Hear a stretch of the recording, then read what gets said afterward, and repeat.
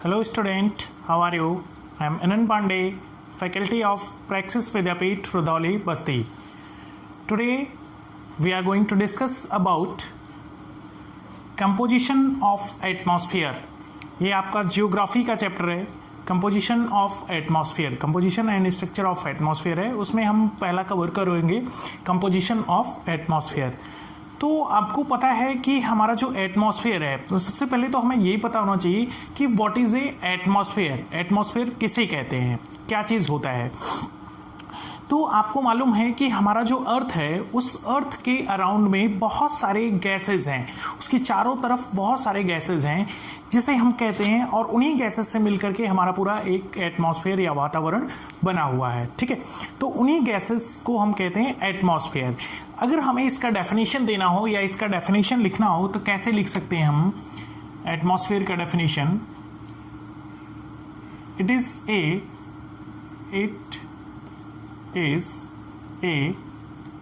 a blanket of air around the earth. ठीक है, atmosphere क्या है? Blanket of air around the earth. Air का एक ब्लैंकेट है, एक लेयर है जो हमारे अर्थ के चारों तरफ घिरा हुआ है, उसे ही हम क्या कहते हैं? एटमॉस्फेयर कहते हैं. अब यहाँ पर क्वेश्चन ये होता है या क्वेश्चन ये उठता है कि जो हमारा लेयर है एयर का, उसमें क्या एक ही टाइप के गैसेस हैं? नहीं, वहाँ पे बहुत सारे many kind of gases are present in our atmosphere. बहुत सारे टाइप की जो गैस हैं वो हमारे एटमॉस्फेयर में प्रेजेंट हैं. आपको मालूम होगा कि जो हमारा एटमॉस्फेयर में गैसेस का रेशियो है वो क्या चीज़ है. तो आपको पता है कि हमारे एटमॉस्फेयर में लगभग 78% क्या चीज़ है? नाइट्रोजन है. 21% क्या चीज़ अवेलेबल है? ऑक्सीजन है. और 1% जो है वो अदर गैसेस हैं. 1% में क्या है? अदर गैसेस हैं. ठीक है, अब अदर गैसेस में क्या क्या चीज़ आ जाएगा आपका? कार्बन डाइऑक्साइड आ जाएगा, हीलियम आ जाएगा आपका आर्गन आ जाएगा. ठीक है, ये सारे गैसेस जो हैं इस 1% में प्रेजेंट हैं. यानी कि 78% क्या है? नाइट्रोजन है. 21% क्या है? ऑक्सीजन है. एंड 1% में अदर गैसेस हैं. तो हम इस तरीके से कह सकते हैं कि जो हम ब्रीद करते हैं या सांस लेते हैं, ब्रीदिंग करते हैं, उसमें हम क्या करते हैं? ऑक्सीजन को लेते हैं. तो ऑक्सीजन नहीं लेते हैं डायरेक्टली, हम एयर लेते हैं, और उस एयर के अंदर ऑक्सीजन प्रेजेंट होता है, जो हमारा ब्लड उसे क्या करता है? एब्जॉर्ब कर लेता है और फिर उसे ट्रांसपोर्ट कर देता है हमारी बॉडी के अंदर. ठीक है, बाकी को हम हेल आउट कर देते हैं या बाहर निकाल देते हैं, रिलीज कर देते हैं. तो उसमें कौन कौन सी गैसेज हैं जो हम एयर लेते हैं? उसमें कौन कौन सी हैं? दो सबसे मेजर गैसेज हैं, यानी कि nitrogen and oxygen are two most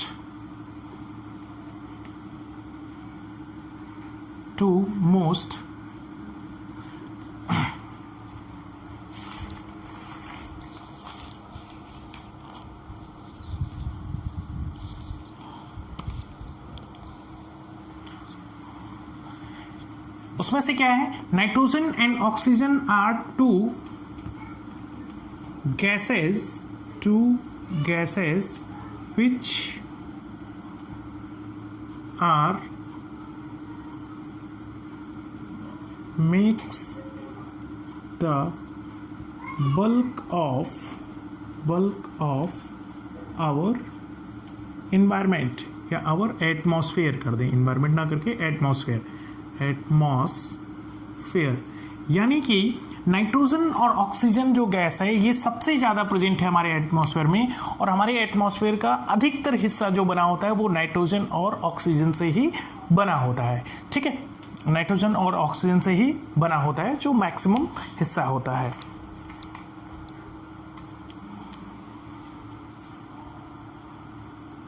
इसके बाद में जो हमारा कार्बन डाइऑक्साइड होता है, हीलियम होता है, helium, argon are present in laser amount in our atmosphere. जो कार्बन डाइऑक्साइड, हीलियम, आर्गन या अदर जो गैसेस हैं वो कम अमाउंट में हमारे एटमॉस्फेयर में प्रेजेंट होते हैं, लेकिन ये नहीं कह सकते हैं कि ये गैसेस बेकार है या इन गैसेस का कोई यूज नहीं है। ठीक है, इन गैसेस का कोई यूज नहीं है, ऐसा हम नहीं कर सकते। और भी क्या चीज होता है हमारे एटमॉस्फेयर में, इन गैसेस के अलावा डस्ट पार्टिकल्स भी प्रेजेंट होते हैं जो हमारे कह सकते हैं एटमॉस्फेयर को बनाते हैं। डस्ट पार्टिकल्स कैसे, आपको वो हमें दिखाई नहीं देते, नेकेड आई से दिखाई नहीं देते। कभी कभी हम क्या करते हैं, देखते होंगे आप, अगर कहीं पे छोटा सा कह सकते हैं होल है, अगर हमारे घर में कहीं दीवार में होल है और वहां से सनरेज आ रही है, तो आपको वहां पे डस्ट पार्टिकल्स दिख रहे होंगे, थोड़े से कुछ ऐसे घूमते हुए या हवा में तैरते हुए डस्ट पार्टिकल्स दिख जाते हैं, लेकिन वो तो हमें दिखाई दे जाते हैं। उनसे भी छोटे छोटे डस्ट पार्टिकल्स हमारे एटमॉस्फेयर में प्रेजेंट होते हैं। यानी कि हम कह सकते हैं एटमॉस्फेयर भी present dust particles are also make our atmosphere. ठीक है, डस्ट पार्टिकल्स भी क्या करते हैं, हमारे एटमॉस्फेयर को बनाते हैं। तो ये चीजें हो गई जो हमारे एटमॉस्फेयर जो बना हुआ है, नाइट्रोजन, ऑक्सीजन, ये दोनों मिलकर के टोटल 99% तक हमारा जो एटमॉस्फेयर होता है उसे बना देते हैं। यानी कि नाइट्रोजन और ऑक्सीजन ये दो गैसेस हैं जो कितना परसेंट है, 99% है। इन दोनों को मिलाने से ही 99% तक हमारा जो एटमॉस्फेयर है वो इन्हीं दो गैसेस से फुलफिल हो जाता है। बाकी 1% जो आपका है, जिसमें कार्बन डाइऑक्साइड, हीलियम, आर्गन वगैरह है, ये उस 1% में प्रेजेंट होते हैं, और कुछ डस्ट पार्टिकल्स भी होती हैं जो उसमें प्रेजेंट होती हैं। अब देखते हैं हम ऑक्सीजन के बारे में।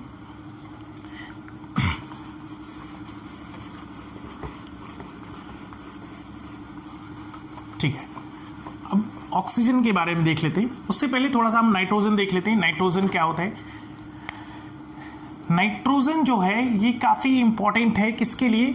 प्लांट्स के लिए। नाइट्रोजन जो है बहुत ही इंपॉर्टेंट है प्लांट्स के लिए। प्लांट्स क्या करते हैं, इस नाइट्रोजन का यूज करके ग्रोथ एंड डेवलपमेंट शो करते हैं। अगर उन्हें नाइट्रोजन नहीं मिलता है तो उनका ग्रोथ ठीक से नहीं होता है। अब प्लांट्स के अंदर एक चीज होता है कि प्लांट्स डायरेक्टली नाइट्रोजन नहीं ले सकता है हमारे एटमॉस्फेयर से। यानी कि जैसे हम क्या करते हैं, हम जो ब्रीथ करते हैं तो एयर लेते हैं, और एयर में क्या चीज होता है, ऑक्सीजन होता है। लेकिन प्लांट्स जो है वो डायरेक्ट, और हम ब्रीदिंग के टाइम पे एयर कहां से ले रहे हैं, डायरेक्ट ले रहे हैं एनवायरमेंट से। लेकिन प्लांट्स जो है वो एयर नाइट्रोजन को नहीं ले पाता है। तो उसके लिए क्या होता है, प्लांट्स के अंदर एक टाइप का कह सकते हैं सॉइल में जो होता है एक टाइप की बैक्टीरिया प्रेजेंट होती है, जिसे हम राइजोबियम बैक्टीरिया कहते हैं। और वो बैक्टीरिया क्या करता है, नाइट्रोजन फिक्सेशन का वर्क करता है प्लांट्स के अंदर। यानी कि it is most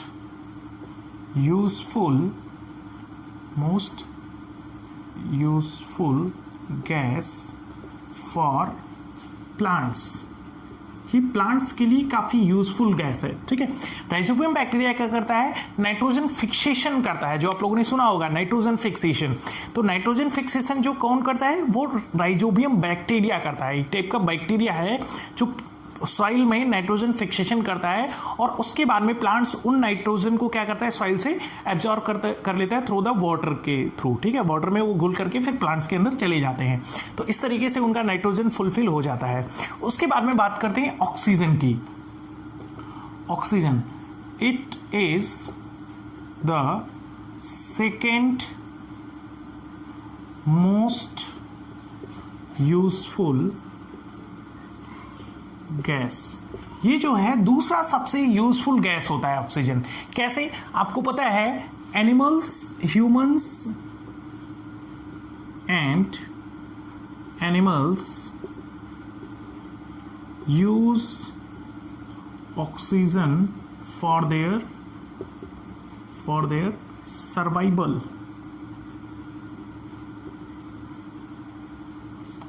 for their live कर सकते हैं, लिव।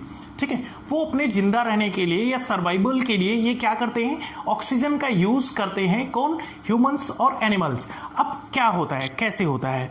आपको मालूम है कि जो प्लांट्स होते हैं, ये प्लांट्स क्या करते हैं? प्लांट्स एनवायरनमेंट से कार्बन डाइऑक्साइड को एब्जॉर्ब करते हैं। एनवायरनमेंट से क्या करते हैं? कार्बन डाइऑक्साइड को एब्जॉर्ब करते हैं। और सन से क्या करता है?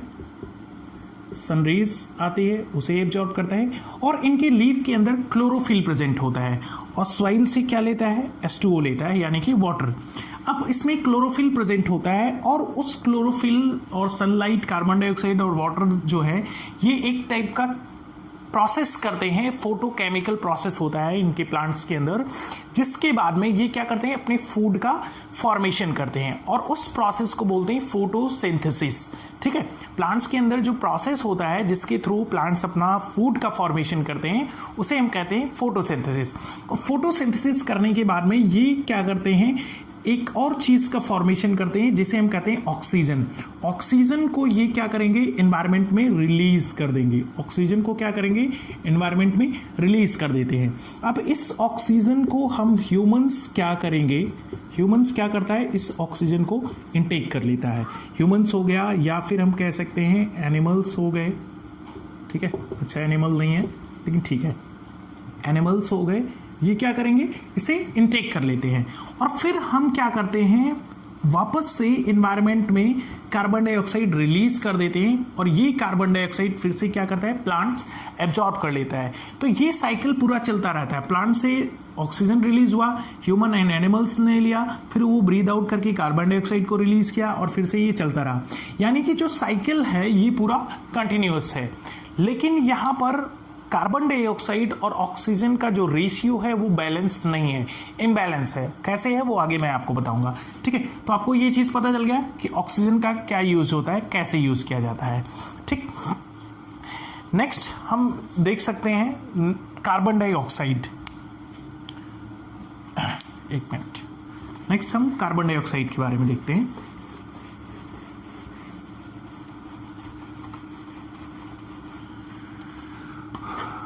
ठीक है, कार्बन डाइऑक्साइड CO2।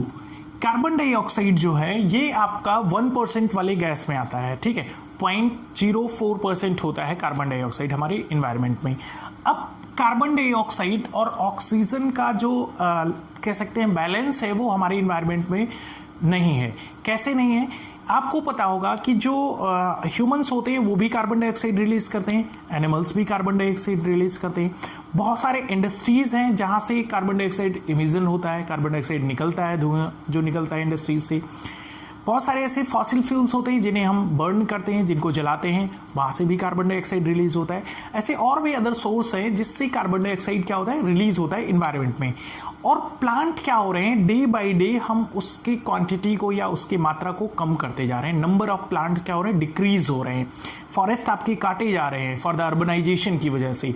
ठीक है, तो इस तरीके से जो बैलेंस है वो कार्बन डाइऑक्साइड और ऑक्सीजन का वो क्या है? कम हो गया है, या कह सकते हैं कार्बन डाइऑक्साइड इंक्रीज हो गया है। अब कार्बन डाइऑक्साइड इंक्रीज होने से क्या इफेक्ट होगा? अगर कार्बन डाइऑक्साइड इंक्रीज होता रहा तो आपको पता है ग्रीन हाउस इफेक्ट हो रहा है, आपका ग्लोबल वार्मिंग हो रहा है। ग्लोबल वार्मिंग से क्या हो रहा है? ग्लोबल वार्मिंग वो चीज है कि कार्बन डाइऑक्साइड क्या करता है कि ये हीट को ट्रैप करता है। कैसे ट्रैप करता है बता रहा हूं। आपका अर्थ हो गया ये, दिस इज आवर अर्थ। ठीक है, अब यहां पर क्या है? गैसेस हैं। यहां पे क्या है? चारों तरफ अर्थ की क्या चीज है? गैसेस है। यहां पर कार्बन डाइऑक्साइड भी है, अदर गैसेस के साथ में कार्बन डाइऑक्साइड भी है, ऑक्सीजन भी है, और भी चीजें, लेकिन हम यहाँ पे कार्बन डाइऑक्साइड देख रहे हैं। अब जब day by day carbon dioxide की क्वांटिटी या मात्रा कह सकते हैं हम इंक्रीज होगी, तो जो सूरज से आने वाली रेज होती है, यहाँ पे ओजोन लेयर भी होता है, वो क्या करता है? जो अल्ट्रावायलेट रेज होती है, परावैंगनिक किरणें जिसे हम बोलते हैं, यूवी रेज, उसे एब्जॉर्ब करता है ओजोन रेज। और भी रेडिएशन जो होती है उसे, जो हार्मफुल रेडिएशन होती है उन्हें एब्जॉर्ब कर लेता है, जो अर्थ तक नहीं पहुंच पाती। अब ये रेज जो पड़ती हैं अर्थ के ऊपर, वो हीट जो जनरेट होता है, फिर ये अर्थ क्या करता है? उसे रिलीज कर देता है एटमॉस्फेयर में, फिर वो बाहर निकल जाती हैं। ठीक है, हमारे एटमॉस्फेयर से बाहर चली जाती हैं। लेकिन कार्बन डाइऑक्साइड की क्वांटिटी अधिक होने की वजह से, इसकी क्वांटिटी इंक्रीज होने की वजह से ये हीट जो है ट्रैप हो जा रहा है। कार्बन डाइऑक्साइड क्या करता है? हीट को ट्रैप कर रहा है। ट्रैप मतलब कि ये इस लेयर से बाहर नहीं जा रही है।